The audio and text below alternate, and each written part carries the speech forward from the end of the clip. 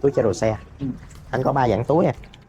Túi nhỏ, túi này túi lớn thì em đựng được sạc dự phòng, bóp tiền rồi đó, với một loại túi có vành chống chói của thằng Retica.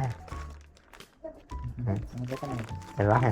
Hôm nay có chương trình khuyến mãi tặng cho em một cái túi chống nước. Em chạy ship hay sao? không có, em đi Sài Gòn. Ở Sài Gòn. Để anh tặng cho cái túi đeo cổ đi, tại thường shipper anh sẽ tặng cái túi kẹp. Dạ. Túi chống nước ha, đi kèm chung với này.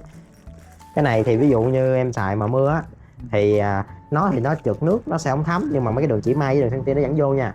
Nên kỹ giống như 15 gram thì ok, còn mưa lớn thì em tháo cái cắt. Còn này xe nào cũng gắn được cho em, chỉ cần căng đưa cái này thôi, xe nào cũng qua được không? được. Về ra ngoài anh ấy chắc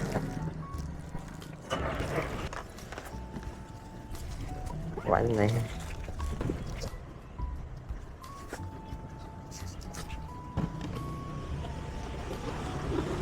Hồi nãy em sẽ tự bạn cái đồ hàng rồi.